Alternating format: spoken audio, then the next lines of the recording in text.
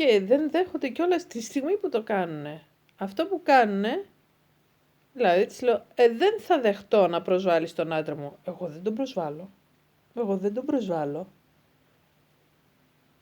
Αυτό. Δεν έχουμε να πληρώνουμε αυτό. Λέει τον άντρα μου αυτό. Εγώ δεν τον προσβάλλω. Έχουμε μια ελαφρά συζήτηση για το γιατί οι πελάτες δεν πληρώνουν πια στο εξωτερικό, στην τράπεζά της, στο λογαριασμό της στο εξωτερικό. Έχω εξηγήσει 100 φορές. Δεν έχω έλεγχο σε αυτή την τράπεζα για να ξέρω αν πληρώσανε. Πρέπει να μεσολαβώ μαζί της και να τη ρωτήσω. Πάρε την τραπεζίτη σου, μάθε αν πληρώσαν οι πελάτες, ξέρω εγώ τι. Και δεν τα θέλω όλα αυτά. Είναι μπερδέματα τα οποία δεν τα θέλω. Θέλω απλά λιτά να ξέρω. Μπαίνω στο λογαριασμό, τσεκάρω. Ναι, πληρωθήκαν, τέλος. Πέρσι έκανα 5 μήνες για να μάθω αν βάλανε κάποιοι πελάτες λεφτά στο λογαριασμό της, γιατί δεν μιλιόμασταν. Και όποτε μιλιόμασταν βριζόμασταν, άρα δεν μπαίναμε σε αυτή τη συζήτηση. Δεν γίνονται αυτά τα πράγματα. Τέλος πάντων, περνάμε μια γρήγορη θέμα πάνω σε αυτό. Κατέληξα στο ότι έτσι είναι και τελείωσε. Έτσι είναι και τελείωσε. Αυτή είναι η απάντησή μου. Και γυρνάει και μου λέει, πάλι αλλάζει η συζήτηση. Όλα αυτά αλλάζουν, παιδιά μου, το ένα θέμα στο άλλο. Και αλλάζει πάλι η συζήτηση και λέει, εγώ φώναξα την αστυνομία. Και εδώ μαρτυράει τον εαυτό της. Πάλι για το θέμα της φωτιάς, το οποίο εγώ έλεγα, αυτή έχει σκοπό, δηλαδή πρώτος ο άντρας μου το σκέφτηκε και μετά εγώ λέω, όντως έτσι είναι, έχει σκοπό να βάλει φωτιά, μας το έλεγε 2 χρόνια. Έμαθα ότι δεν μπορούσε πια να πάρει πίσω αυτά που έβαλε στο όνομά μας, τέλος πάντων, έτσι. Και δεν μπορούσε να πουλήσει χωρίς την υπογραφή μας ή την άδειά μας ή οτιδήποτε, γιατί άρχισε να τρελαίνεται, γιατί όταν χάνουν τον έλεγχο, τελείωσε για αυτούς. Και τότε άρχισε να λέει, θα βάλω φωτιά για να μην πάρετε τίποτε. Οκ. Λοιπόν, 2 χρόνια ευτυχώς το άκουσα εγώ, το άκουσε η θεία μου, το άκουσε η αδερφή μου, το άκουσε και ο πατέρας μου αυτό. Και μια μέρα γυρνάει ο άντρας μου και της το λέει, το έχω πει την ιστορία.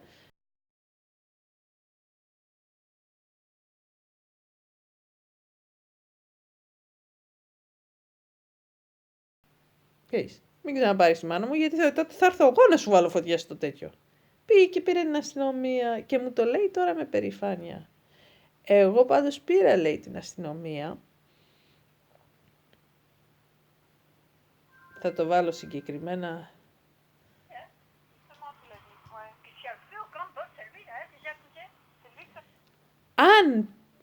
Αν πάρει φωτιά ο κάμπος, θα είναι αυτός. Ο τρόπος που το λένε τα λόγια, τι. Είναι τελείως ξεκάθαρο ότι το έχει σκεφτεί. Και λες, προειδοποιείς τον αστυνομικό. Αν πάρει φωτιά, έχει φτάσει στο σημείο αυτή, είμαι σίγουρη, έχει φτάσει στο σημείο και έχει σκεφτεί να βάλει φωτιά. Κάτι τη σταματάει, αλλά επειδή φοβάται τον εαυτό της, φοβάται τον εαυτό της ότι θα το κάνει, σου λέει μην το κάνω και άδικα, να κατηγορήσουν αυτόν να είναι πρώτον. Το γαμπρό. Μια και τον έχω άχτη. Αν πάρει φωτιά, έχω πει ότι θα είναι αυτός που το έχει βάλει. Και της λέω, επειδή εσύ θα έχεις βάλει φωτιά στον κάμπο και μετά θα κατηγορήσεις τον άντρα μου. Της το λέω, μου λέει όχι. Της λέω, άκου να δεις, ξέρουμε όλοι ότι ξέρουμε όλοι. Σε έχουν ακούσει και οι άλλοι. Έχεις 2 χρόνια λες ότι θα βάλεις φωτιά. 2 χρόνια. Ναι, το είπα. Λες και αλλάζει κάτι, έτσι. Σου λέει, ναι, το είπα ότι άμα με πολυνευριάσουν θα βάλω φωτιά. Η απάντησή της. Δηλαδή έχουν τρελές απαντήσεις. Δεν στέκει τίποτε όρθιο. Και εδώ έχουμε μια πολύ αστεία φάση που μόνο τώρα που το ξανακούω συνειδητοποιώ τι έγινε. Εκείνη την ώρα δεν... Όταν της λέω, ο άντρας μου το είπε αυτό όταν πήρε τη μάνα του και του είπες ότι θα μας πυροβολήσεις. Ψέματα, εγώ την πήρα για να της δώσω τα συλληπιτήριά μου.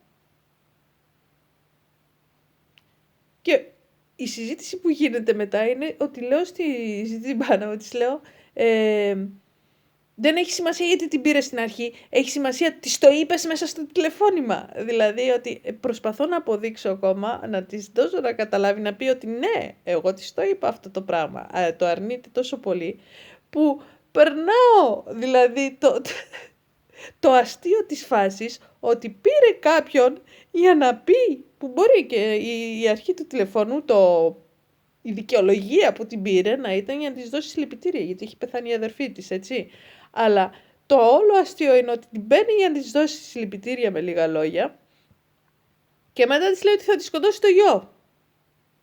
Δηλαδή είναι τρέλα, η οποία τρέλα όμως την έχουμε μάθει τόσα χρόνια, την έχουμε αποδεχτεί και περνάει δίπλα μας και δεν μας κάνει ούτε κούκου. Δεν μας κάνει κούκου η τρέλα. Είναι ένα normal πράγμα. Γι' αυτό είναι η όλη δουλειά είναι να βγεις από τον εαυτό σου, να βγεις, όπως είπε κάποιος άλλος, να βγεις από το μυαλό σου και να δεις την εικόνα απ' έξω, σαν τρίτος. Τώρα, για να φανταστείς πώς είναι να είσαι ένας φυσιολογικός άνθρωπος που έχει μεγαλώσει με μια φυσιολογική οικογένεια, όπου δεν γίνονται τέτοια πράγματα, όπου δεν λέγονται τέτοια πράγματα, όπου δεν υπάρχει τέτοια παράνοια, έτσι.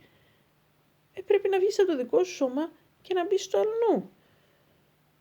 Και μετά να κοιτάξεις πάλι τη ζωή σου, το τι συμβαίνει και να λες, παιδιά, κάτι δεν πάει καλά εδώ πέρα, δηλαδή αυτό δεν είναι normal. Δεν είναι normal συζήτηση αυτή που έχεις με έναν άνθρωπο, θα έπρεπε να σου φαίνεται παράξενο. Γιατί δεν σου φαίνεται παράξενο? Και αυτό με ξύπνησε εμένα πέρυσι μια φίλη, η οποία όταν της έδωσα να ακούσει την ηχογράφηση, με κοιτάει και μου λέει, μου έχεις πει τόσα, μου έχεις περιγράψει τόσες καταστάσεις και μου λέει, εγώ αυτό που ακούω τώρα στο τηλέφωνο, της μιλάς φυσιολογικά, μου λέει. Δεν μπορώ να το καταλάβω. Και συνειδητοποιώ ότι, και ξανακούω εγώ με άλλο μάτι, άλλο αυτή τώρα, τις συζητήσεις και λέω, ρε πούστη, συγγνώμη, μιλάω φυσιολογικά στην τρελή. Άρα, πέφτω στο επίπεδο της ή ανεβαίνω στο επίπεδο τρέλας της και γίνομαι κι εγώ τρελή. Έχω αποδεχτεί την τρέλα. Και τέλος πάντων ότι αυτή πήρε για να πει και μετά η πεθερά μου τη ρώτησε τι κάνεις και μετά αυτή με ρώτησε, προσπαθεί να δικαιολογήσει το γιατί κατέληξε να πει αυτό δηλαδή και είναι σαν να λέει φταίει ο άλλος γιατί αυτή με ρώτησε πώς θα πάω. Πώς θα πάω με αυτούς τους δύο, της είπα. Δικαιολογητικά για όλα. Έχουν δικαιολογητικό για όλα.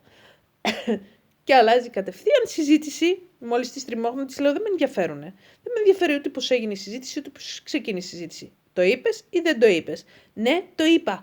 Και η κόρη σου πέρυσι αλλάζει κατευθείαν. Κατευθείαν. Στριμώχτηκε και αλλάζει. Και η κόρη σου πέρυσι λέει που ήρθε και μου είπε ότι εμένα ο μπαμπάς μου είπε. Τώρα πείτε μου αν αυτά ακούγονται σαν λόγια 21 χρονού κοριτσιού, έτσι. Ο μπαμπάς μου είπε ότι μια μέρα θα έχουμε πολλά λεφτά. Αυτό εγώ το ήξερα, δεν το ακούω πρώτη φορά. Στην αδερφή μου το είπε. Και της λέω της αδερφής μου, έτσι, αυτό μου ακούγεται σαν λόγια ενός μικρού παιδιού. Τώρα να το είπε η κόρη μου όταν ήταν 5, 6, 7 χρονών, δεν ξέρω. Θα τη ρωτήσω, λέω. Αλλά η κόρη μου σίγουρα δεν είπε τέτοιο πράγμα και δεν υπάρχει και λόγος να πει τέτοιο πράγμα. Δεν είναι το σκεπτικό του άντρα μου. Για να πει, δεν μου φαίνονται. Και μου λέει, και η αδερφή μου λέει και εμένα, εγώ αυτό της είπα. Της λέω τώρα δεν μπορείς να παίρνεις τα λόγια ενός παιδιού, μου λέει, και να μετά από τόσα χρόνια να τα βγάζεις και να λες ότι είπε τέτοιο πράγμα. Σε εμένα λέει πέρυσι. Δηλαδή τα ψέματά τους μπουρδουκλώνονται τόσα πολλά. Και μπορώ να φανταστώ ότι ένας άνθρωπος όταν είσαι σε μια βάση που έχεις πει τόσα πολλά πια ψέματα, δεν έχουν πια και χρόνο, έτσι, δεν έχουν πια ημερομηνία τα ψέματα, αλλάζουν θέση, μετακινούνται, πρέπει να είναι πολύ μπερδεμένη η ζωή ενός παθολογικού ψεύτη, ας πούμε. Και της λέω, δεν έγινε αυτό, λέω, επειδή τη ρώτησα εγώ την κόρη μου, αν είπε τέτοιο πράγμα. Η κόρη μου δεν είπε ποτέ τέτοιο πράγμα. Και ήταν έτοιμη, φεύγοντας δηλαδή, λέει, έφευγε. Έλεγε, θα την πάρουμε τηλέφωνο και θα τη ρωτήσουμε μαζί, θα την πάρουμε τηλέφωνο. Αυτά ξέρει να τα φωνάζει και να τα λέει. Η φάση είναι τι έγινε μετά. Γιατί εννοείται ότι πήρε την κόρη μου. Εγώ δεν την πρόλαβα να την προειδοποιήσω. Προειδοποιούμε ο ένας τον άλλον σε αυτήν την οικογένεια, έτσι.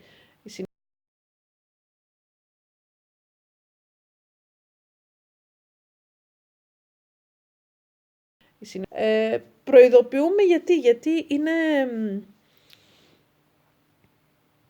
Όταν σε παίρνει αυτή η γυναίκα, μπορεί να είσαι σε καλή διάθεση και να τη σηκώσει το τηλέφωνο.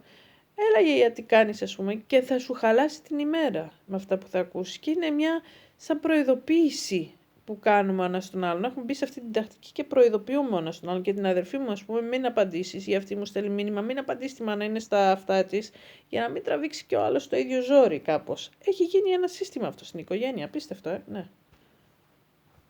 Τέλος πάντων, έχουμε ένα μικρό τζαγκωμό εκεί πέρα για το ότι λέει ψέματα. Όχι, δεν λέω ψέματα, λες ψέματα, δεν είπε ποτέ τέτοιο η κόρη μου και αυτό.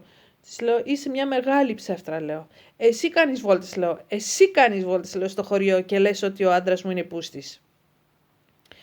Εγώ δεν είπα ποτέ τέτοιο πράγμα, λέει. Εγώ είπα ότι είναι κουνιστός. Τρελαίνεσαι. Λέω, καλά κάνεις διαφορά μεταξύ των παίζεις με τα λόγια, κάτι τέτοιο τέλος πάντων στα γαλλικά, παίζεις με τα λόγια. Μου λέει, όχι, λέει, άλλο να σε πούσεις και άλλο να περπατάς σαν πούσεις, λέει. Οι αληθινοί πούστιδες δεν περπατάνε σαν αυτό να είναι. Δηλαδή, δεν βγάζεις νόημα. Δεν βγάζεις νόημα. Μόλις ήρθα εδώ πέρα, πήγα και είδα τη γειτόνισσα δίπλα, 90 χρονών γυναίκα, έτσι. Η οποία τέλος πάντων μίλησε με λίγο, μου λέει, ήρθε η μάνα σου από εδώ πέρα, της τάπα μια-δυο χεράκια και δεν της άρεσε, λέει, σηκώθηκε και φύγε χωρίς να με χαιρετήσει. Τέλος πάντων, και μπήκα στη συζήτηση και της λέω κι εγώ, άμα σου πω κιόλας, μου λέει τον άντρα σου δεν το θέλει καθόλου. Λέω, άμα σου πω τι λέει για τον άντρα μου, λέω, το καινούριο της είναι, λέω, ότι είναι κουνιστός. Τι είναι αυτό, κοπέλα μου λέει, τι είναι, τι σημαίνει αυτό. Λέω, κουνιστός, γκέι, τι είναι αυτό, μου λέει, δεν καταλαβαίνω. Και της κάνω, ξέρω εγώ, με το χεράκι έτσι και μου λέει, αυτό προσπαθούσε να μου πει, λέει. Και μου έλεγε εκεί ότι είναι έτσι, ότι είναι αλλιώς. Δεν καταλάβαινα, λέει, αυτό μου έλεγε, λέει, αυτό μου έλεγε. Δηλαδή, η ίδια η μάνα μου, η οποία παίρνει τη θεία μου, την αδερφή μου, τον πατέρα μου και εμένα, έτσι, και μας λέει, εμένα δεν μου το έχει πει προσωπικά, εμένα δεν μου το έχει πει. Εγώ της ανέφερα ότι μαθαίνω από τους άλλους ότι λες ότι ο άντρας μου είναι κουνιστός. Τέλος πάντων. Ναι, το χωριό το λέει. Την επόμενη φορά ήταν, ναι, οι γειτόνοι, οι πελάτες το λένε. Που σε κάποια φάση της λέει η αδερφή μου, δεν μου λες, οι γειτόνοι το λένε, οι πελάτες το λένε, ποιος το λέει τέλος πάντων. Τώρα έχει σημασία. Τέλος πάντων, γελάμε τώρα γιατί... Αλλά αυτό είναι το θέμα, ότι πρέπει να γελάμε. Αν δεν γελάσουμε, τον πιάνεις από το λαιμουδάκι του και το σφίγγεις και τον κοιτάς να παίρνει την τελευταία του πνοή. Δηλαδή είναι τρέλα αυτό το πράγμα. Και μαθαίνω δηλαδή με τα λόγια της γειτόνισσας, μαθαίνω ότι δεν είναι ούτε οι γειτόνοι. Μου πήγε εμένα στο σκεπτικό ότι μπορεί οι γειτόνοι να λένε τέτοια πράγματα. Όχι, οι γειτόνοι δεν έχουν λόγο. Οι πελάτες μου πήγε στο σκεπτικό ότι μπορεί να λένε τέτοια πράγματα. Και γιατί?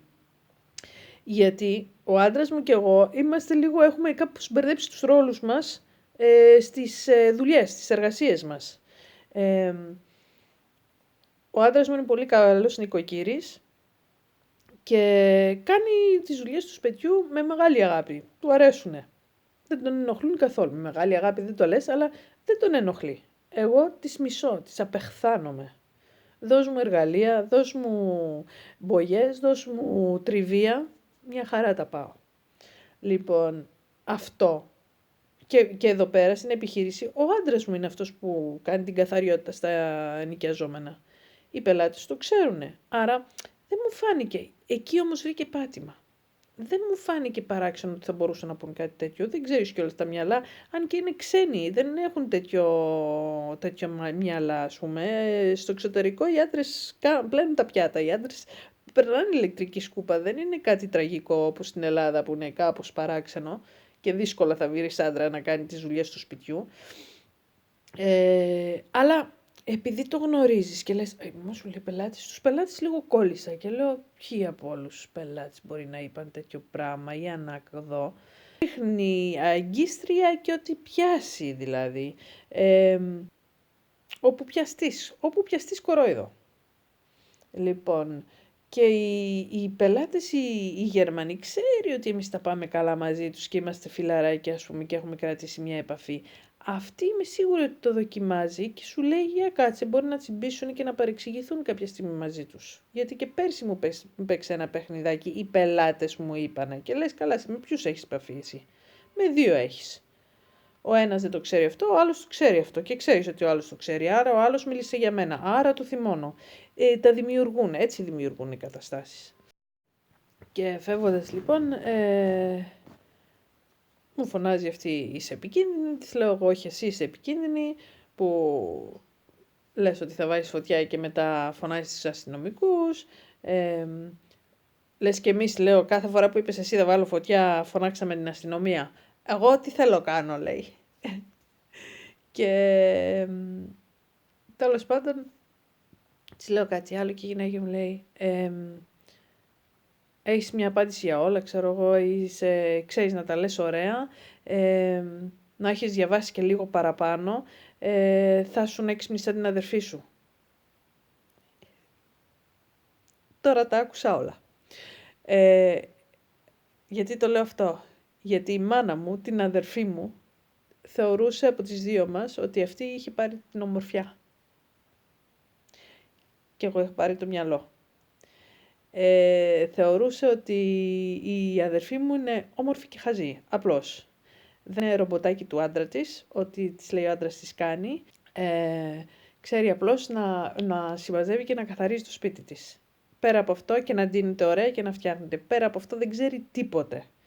Τα τελευταία χρόνια η snob που αυτό. Και τώρα αρχίζει, σου λέει πώς θα την κατεβάσω καλύτερα, θα ανεβάσω την αδερφή της για να την κατεβάσω αυτή να είναι.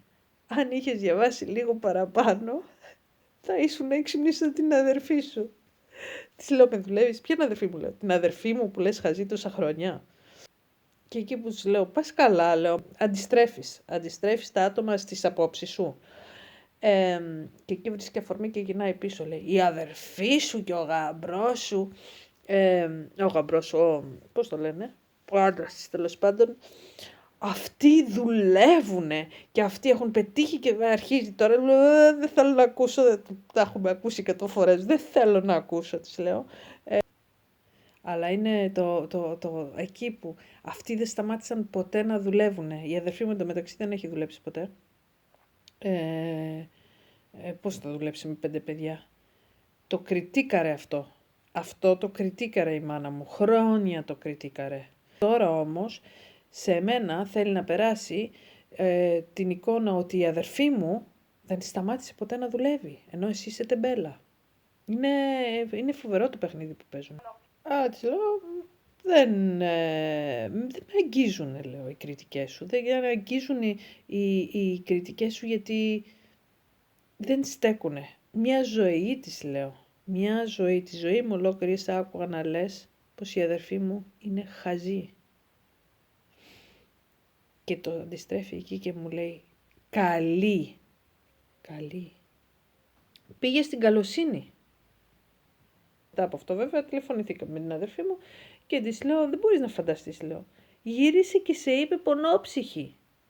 Λέω που τόσα χρόνια μου έλεγε εμένα ότι εσύ είσαι πονόψυχη και γι' αυτό δεν στα γράφω στο όνομά σου γιατί εσύ θα πας να τους τα δώσεις και θα στα φάνε. Φοβάμαι ότι θα κλείσω τα μάτια μου και θα στα φάνε για να μην πω το επίθετο τώρα. Τέτοια. Και η αδερφή μου στο τηλέφωνο αντέδρασε του στείλε ενώ τα ξέρει, της τα έχω πει. Έλα ρε, αυτά που λέει σε μένα. Δηλαδή αυτή τη στιγμή η αδερφή μου έχει τυφλωθεί από τα κομπλιμέντα που της κάνει η άλλη σε τέτοιο βαθμό που έχει ξεχάσει ότι για πολλά χρόνια ήταν στη θέση που είμαι εγώ τώρα. Ναι, έχει λοιπόν υπνοτιστεί αυτή τη στιγμή. Είναι υπό την... Ναι, ακριβώς έτσι είναι. Είναι σαν μάγοι αυτοί οι άνθρωποι, έτσι. Και υπνοτιστές μάγοι και σε υπνοτίζουνε. Τώρα είσαι το θύμα μου. Τώρα σε έχω πείσει ότι είσαι ό,τι καλύτερο υπάρχει. Είσαι η αγαπημένη μου κόρη. Άσχετα αν ήσουν το μαυροπρόβατο τα τελευταία 10 χρόνια, ας πούμε. Δεν έχει σημασία. Οι ρόλοι αντιστρέφονται. Όπως τους βολεύει. Τη μια έτσι, την άλλη γιουβέτσι. Τέλος πάντων, έπαιξε και αυτή την κάρτα. Και της λέω, αντιστρέφεις τους ρόλους, δεν παίζεσαι. Τέλος πάντων, προχωράμε. Εγώ όταν ο πατέρας σου μου είπε να βάλω το 50% μου να μην το δώσω σε ξένους, λέει, και να το βάλω στο όνομα της αδερφής σου. Του είπα πως δεν θα το κάνω γιατί αυτή είναι τόσο καλή και θα πάει να τα δώσει στην αδερφή της, σε μένα δηλαδή. Εκεί έπαιξα το παιχνίδι της και της λέω, ξέχασα να συνημερώσω. Το δικό μου, είπαμε, είναι μια περιουσία όπου έχω 25 εγώ, 25 η αδερφή μου και το 50 η μάνα μου, το οποίο με αυτό το 50 μας παίζει χρόνια τώρα, από τότε που ξέρω ότι δεν μπορεί να μας παίξει με τα άλλα.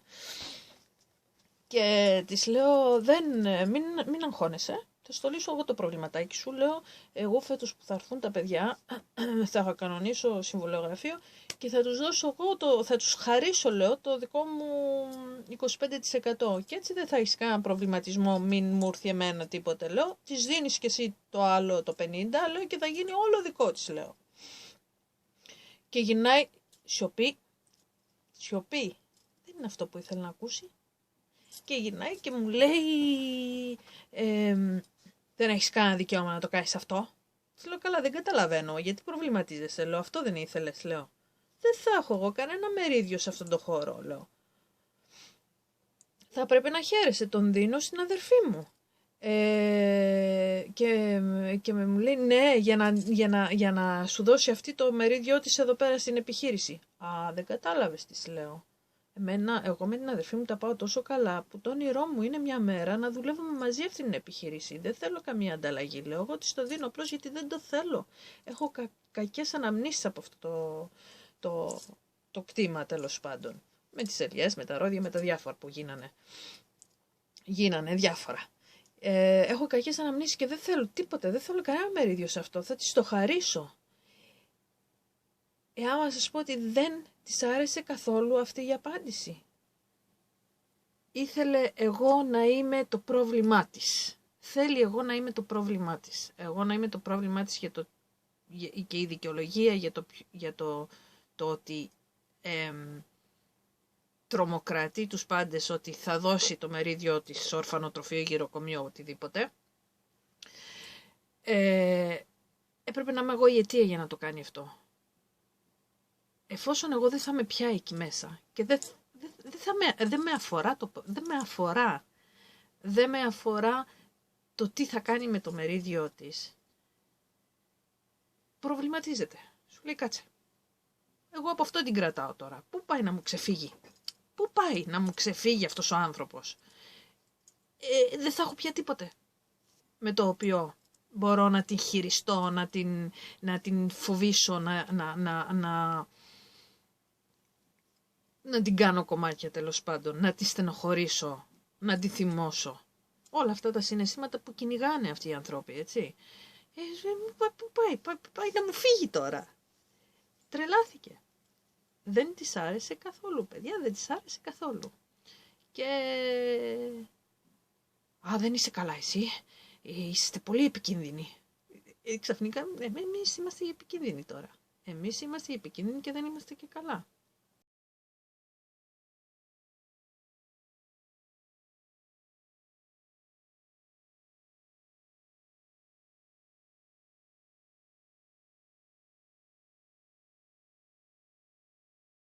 Και στο ότι της λέω ότι έχω πολλά κακές αναμνήσεις από αυτό το περιβάλλον, γυρνάει και μου λέει, γιατί ποτέ έμεινες εκεί πέρα? Κριτική, ανερή, βγάζει τελείως τα 4 χρόνια που έζησα εκεί. Εγώ έζησα 4 χρόνια εκεί πέρα στο δεύτερο σπίτι που έχει εκεί και σηκώθηκα και έφυγα γιατί δεν αντέχαμε άλλο, γιατί έβγαινε μέσα στο σπίτι μας σε καθημερινή βάση, μας έβριζε, έκανε μια κριτική και έφευγε. Γιατί έχει το κερί στο τραπέζι, γιατί εκείνο, γιατί αυτό, παπ, και έφευγε. Και σαν αστάτωνε και εγώ έμενα έτσι. Ήμουνα σε κρίση, ήμουν σε πολύ χάλια κατάσταση όταν έμενα δίπλα της. Μιλάμε ότι ήμασταν στα 200 μέτρα, έτσι, η απόσταση το ένα σπίτι από το άλλο. Άκουγα το αυτοκίνητό της που πέρναγε απ' έξω και με έπιανε ταράκουλο. Και μου λέει, γιατί πότε έμεινες εσύ εκεί? Στο καπάκι, λέει, της λέω, πότε έμεινα εκεί? Έδιωξα, γιατί όταν εμείς πήγαμε να μείνουμε στο σπίτι εκεί, έμενε κάποιος άλλος, τον οποίον βεβαίως και τον διώξαμε για να πάμε να μείνουμε. Τον διώξαμε, του είπαμε ότι χρειαζόμαστε το σπίτι και πήγαν και βρήκαν άλλο σπίτι για να μείνουμε στο σπίτι μας. Υποτίθεται ότι αυτό το σπίτι είναι δικό μου. Τέλος πάντων. Και μου πετάει αυτό, μου το χτυπάει αυτό, ότι εγώ έδιωξα τους άλλους για να μείνετε εσείς εκεί. Λέω τώρα, το θυμάσαι ή δεν το θυμάσαι? Από τη μία με ρωτάς πότε μείναμε εκεί και από την άλλη μου λες ότι έδιωξα τους άλλους για να μείνουμε εκεί. Τα μπέρδευε λίγο, δεν ήξερε τι να πει. Και έφυγε λέγοντας ότι, ναι, και ότι μετά φύγαμε τρέχοντας από εκεί πέρα, μετά χρειάστηκε να πάμε να μείνουμε αλλού. Της λέω, ναι, μείναμε αλλού, φύγαμε και πήγαμε αλλού, λέω, γιατί δεν σ' αντέχα άλλο. Δεν σ' αντέχαμε άλλο, λέω. Μας είχες κάνει τη ζωή κόλαση. Εγώ. Και φεύγει λέγοντας, πετάγοντας ότι εγώ θα το δώσω το μερίδιο μου στο ορφανοτροφείο. Της λέω, μα γιατί να το δώσεις στο ορφανοτροφείο? Να το δώσεις στην αγαπημένη σου κόρη. Τώρα μπορείς να το δώσεις ελεύθερα στην αγαπημένη σου κόρη. Εγώ δεν το θέλω, δεν θα πάρω κανένα κομμάτι. Δεν θα μου δώσει κανένα κομμάτι, αφού μόλις της έδωσα το δικό μου, καταλαβαίνεις. Είναι φοβερή. Έφυγε από εκεί πέρα, έφυγε από εδώ πέρα και είχα ένα συναίσθημα, πως πρώτα απ' όλα αισθάνεσαι μπερδεμένος,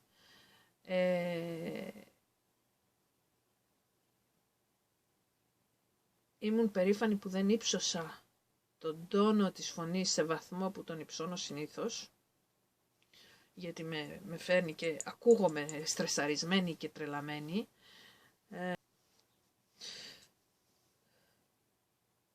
Και βέβαια όταν συμβαίνουν αυτά μετά κάθεσαι και σκέφτεσαι τα διάφορα και το παράξενο ήτανε ότι αισθάνθηκα, και κάναμε μια συζήτηση με τον άντρα μου πάνω στο θέμα, είναι ότι η υπόλοιπη οικογένεια